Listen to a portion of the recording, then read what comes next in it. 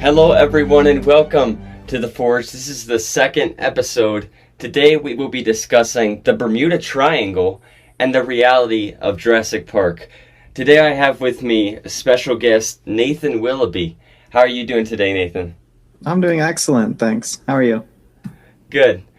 Well, I find these topics, they're very, very interesting about the Bermuda Triangle and just all the ships that went missing with no explanation at all. With the reality of Jurassic Park, the movie came out in I think it was 93 or 92. Back then it was unimaginative to even have that. But now we're doing stuff with woolly mammoths. Yeah, it's just crazy what they're doing. Thank you. Yeah. Thank you. I got emails about the podcast and topics we could do. Thank you for emailing in. That email address is forgeyourideas@gmail.com. forgeyourideas@gmail.com. Any input you have or questions or comments, we would really love to hear them. Okay, well, our first topic today is, again, the Bermuda Triangle. What is the truth? And Nathan, what is just your outlook on the whole Bermuda Triangle thing? I think it's a very interesting topic. I think there's a lot of great ideas out there, what is happening, a lot of different theories. Well, the first sighting of the Bermuda Triangle, or one of the most famous stories, is, well, it was called Flight 19 back in, around 1945. 1945. Yeah, 1945. Yeah, 5 torpedo bombers. Yeah, it was Flight 19, 5 bombers. Well, I can't find my notes here. Why don't you, Nathan, tell us about it, Flight 19? Yeah. Well, let me just start at a basic. What is the Bermuda Triangle, right? So, throughout the years, tons of things have gone missing. About 50 ships, 20 planes, I believe, in the last several centuries. The Bermuda Triangle itself is a section of the North Atlantic Ocean where these things have been happening, and they pretty much pinpointed it to this triangle. And the points are, the northernmost point is Bermuda, and then Puerto Rico and Florida coast near Miami. Right? Yeah. So what is it?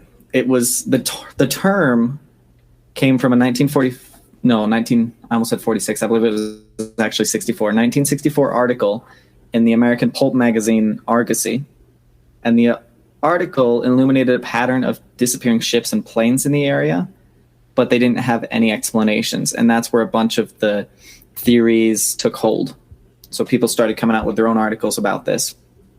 Yeah. I believe the deepest part of the Bermuda Triangle is about 27,000 feet, 27,500, I think it is. Okay. Or something near there. Is the triangle still dangerous? Well, today's ships, airplanes, weather forecasting, stuff like that, ensures a pretty much guaranteed safe passage across that part of the ocean, right? Yeah. So the Navy and the Coast Guard and the Atmospheric Administration, National Oceanic Atmospheric Administration, I think it is, they're watching out for storms, and they call it supernatural forces, right?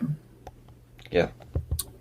So it's not as big a thing now as it has been in the past, but it's still something very interesting. And there's a bunch of theories, and none of them have really been confirmed. We do have record of, for instance, the USS Cyclops. It was a voyage to around Brazil in that area, and when they were coming back, just everything seemed fine. Their last words were, "Weather fair, all well," and then they never saw the ship again. 306 crew members and passengers just gone. That is an excellent. Yes. Let's talk about the stories and history for a second. Stories and science. So, 50 ships, 20 planes-ish have disappeared over the last several centuries in that area known as the Bermuda Triangle. Yeah. So you mentioned the USS Cyclops. In 1918, the USS Cyclops, a Navy ship, and 306 crewmen disappeared in the Bermuda Triangle. Right. Another one that you had mentioned is 1945. A group of torpedo bombers known as Flight 19 took off from Fort Lauderdale in Florida for a training flight and just never came back. They did intercept a radio message indicating that the compasses were malfunctioning, which to me, that kind of points to like a magnetic anomaly, you know? Yeah, that could be an explanation. But there have been a bunch of explanations over the years, including like weather, rogue waves, and even stuff as fables as like Atlantis, fabled as like Atlantis, and aliens even. What are the environmental factors, though? Water spouts is one of them. There are basically columns of moist air that can come up, well, they're hot, warm water, to speeds up to 125 miles an hour, just comes up out of the water. And along with the rogue waves of that area, over 100 feet tall, that's just a very wild area to sail at sea. And definitely. That probably explains a lot of the storms and danger of that area. Also, as you said, the magnetic anomalies. Some people say that there might have been an asteroid way back when that landed right in that area, and that caused magnetic interference and everything. I'm not big enough on that kind of stuff to give you a definite answer on my opinion, but I do know, like, just looking at what we can see, the waters around Bermuda have a bunch of shipwrecks themselves, like 300 plus, because it has an extensive reef system. So a bunch of reefs and shallow waters, they make navigation almost impossible. Well, very treacherous, right? And those shallow waters, along with like active weather around the Gulf Stream, are great. What's the word I'm looking for? Climate is a great climate for like tropical storms and hurricanes. Yeah. Hurricanes, pardon me. Right. And like instruments over the last several hundred years, instruments couldn't forecast that. Yeah. Right. So they would just go and then they'd be hit by something massive and they just couldn't see it coming. It is the most logical thing. Yeah, so now why most planes and ships survive now is just because they avoid weather in that certain area. Not necessarily because it's the Bermuda Triangle, but just because they monitor the weather. And they can forecast. Yeah, yes. If it's bad, they just don't go there. But if it's fine, they go through and nothing happens. But the most recent, event in the Bermuda Triangle that we know of was in 2015, October 1st. It was the SS El Faro, 33 crew members and passengers aboard. It sank around the Bahamas area in the triangle, and nothing was identified. But then later, search crews found the vessel 15,000 feet below the surface. I feel like that, even though that is more recent, it's more explainable because it could have been a storm and they're under the water, because we found the ship. And it just could have been a natural storm. So NOAA has said, like, they do acknowledge that, and maybe, let me make sure I got this quote right. Yeah, there is evidence that the Bermuda Triangle is a place where a magnetic compass sometimes points towards true north as opposed to magnetic north.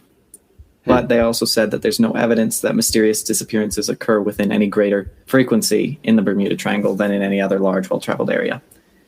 So is there even such a thing? Yeah. Magnetic anomalies, but the Bermuda Triangle is that little triangle where there's a lot of ships. That's a beautiful place. Between Florida, Puerto Rico, and Bermuda, that's a beautiful place. There's a lot of traffic there. Maybe there's just more disappearances because there's more people. Yeah. And I feel like most people, when they hear about all the disappearances and the ships and planes just going out, they immediately go to, aliens and Atlantis and all those aliens and all those crazy stuff. But I really feel like it's just excessive weather and terrible storms in that one area. And then maybe human error for some of them. Yeah. The first assigned sighting of the Bermuda Triangle and anything mysterious was in 1492 when Columbus sailed in the Atlantic. And he said in his logs that he saw strange lights and weird things in the sky that appeared to move about and shift freely. And I feel like that's just one. I'm not saying that he's lying, but that could be just one explanation. I mean, that was like 400 or 500 years ago. there could be so many faults in that one thing from his log. Or it could just be a coincidence that some lights were above that area. I don't know, the Aurora Borealis? Mm-hmm. Maybe. That's a fine theory. I don't have enough information to theorize yet. I haven't looked into that specific thing. But we did touch a bit earlier on, you said air currents. Yeah. There was also methane vents in the area, right? Yeah. So huge deposits of methane gas come spewing up from the ocean floor. And these eruptions push water away from the ship, causing it to sink. And that's like how you can, it's all surface tension. So you can balance a needle on a bowl full of water, but once you disturb the water, the needle sinks, right? Because it's light enough that it doesn't break the surface tension. And these huge ships are just balancing on the surface tension, really. Mm-hmm. That's why they work, because they're trying not to displace more water than they take. That's a really weird way to describe it. But the water gets forced away from the ship and it sinks is basically it. Okay. Because there's no surface tension, because of the methane, it just can't stay afloat anymore. Okay. Well, we're a little over time for this segment. Closing thoughts are, it's just a coincidence. The weather in that area is terrible. With the water spouts and rogue waves, and possibly the magnetic anomalies, and what Nathan was just saying about the water. I don't believe at all that it has anything to do with Atlantis or aliens. Right. Yeah, that's just my closing thought. In my opinion, it's just the weather. Should more theories be brought up, I would be happy to take a look at it again, but I completely agree. There's a lot of different factors in that area that could lead to an increased drop rate of the ships. Yeah.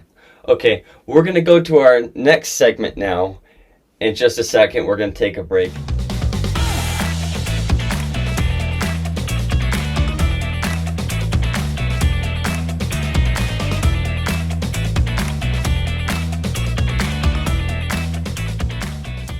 Okay, welcome back, everyone. We're in our second segment, and we will be talking about the reality of Jurassic Park and how they brought back the dinosaurs. When the movie came out in 92 with Steven Spielberg, it was a hit. There were 2 trilogies made of Jurassic World and Jurassic Park. It's just the topic of the dinosaurs in modern time has brought so much interest. Especially just having them in our modern world and bringing them back to life, that's unimaginable.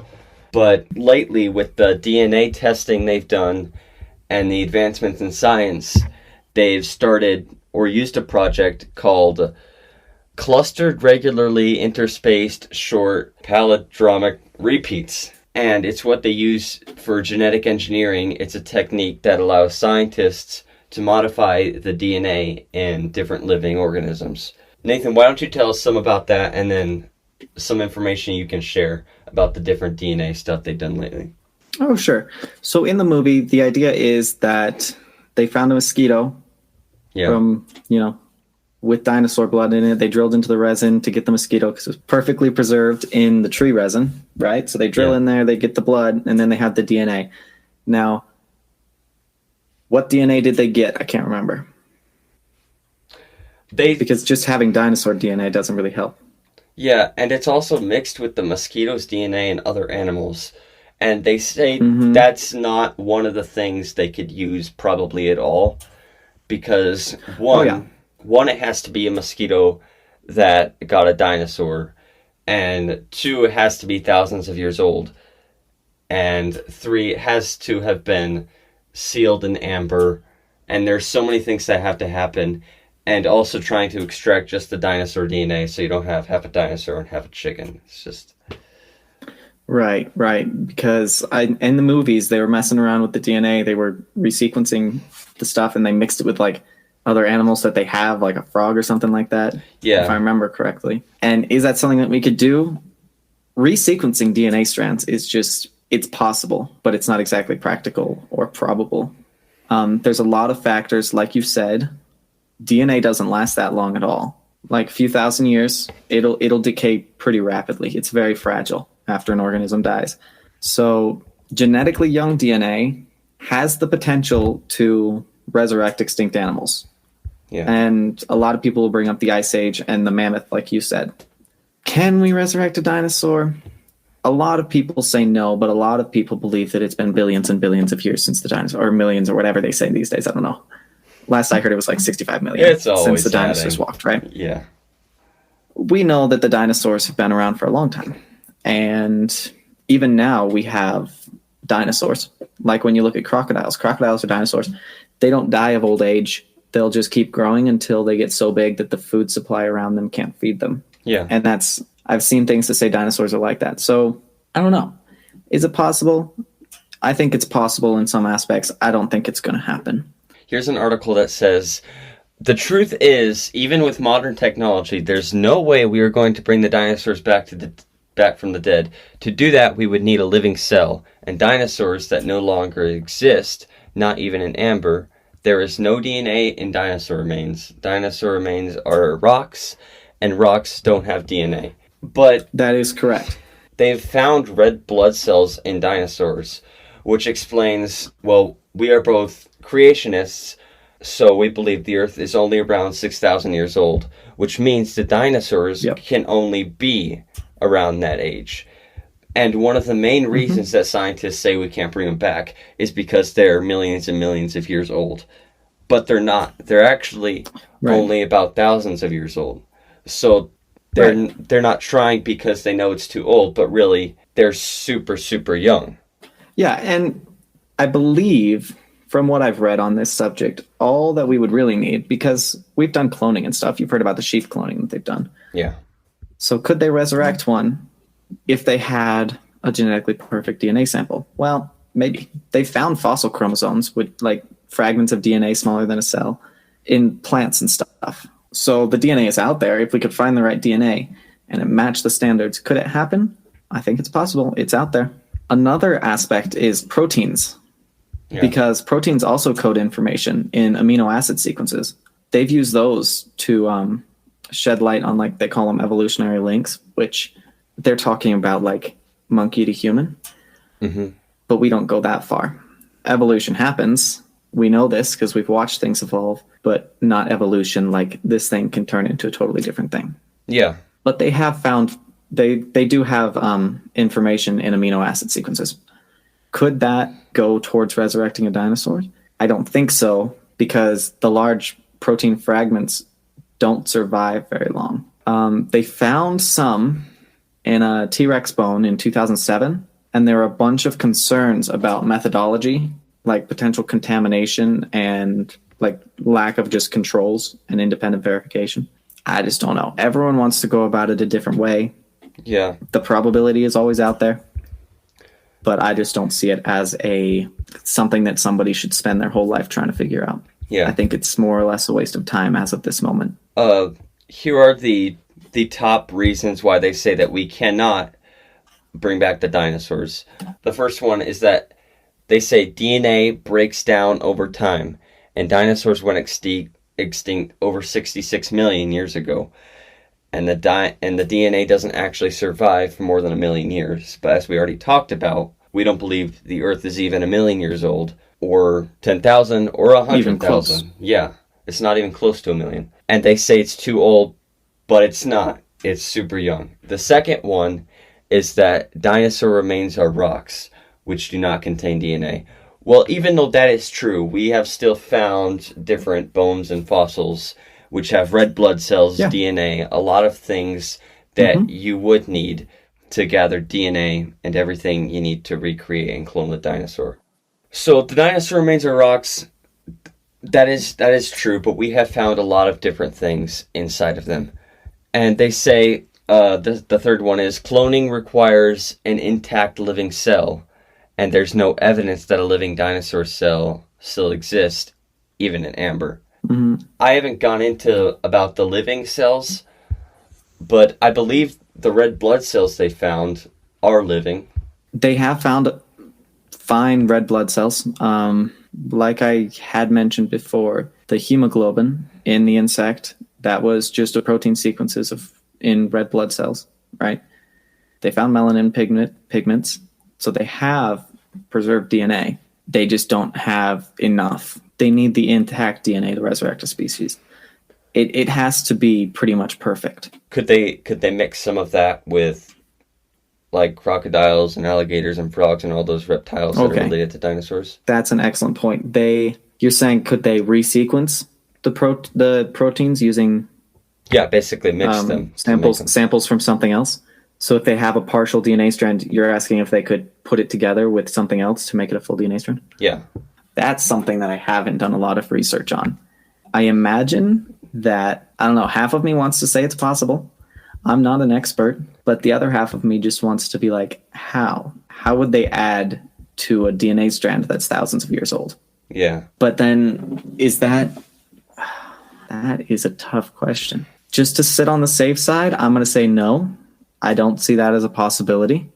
Okay. I think you would need the DNA because a DNA strand is just completely unique to that species. They say that a human's DNA is about like 80% the same as an ape's, right? Yeah. But if you changed it, the human wouldn't be an ape. They would just die. Mm-hmm. Yeah. Because the DNA sequences coded for their body are no longer there.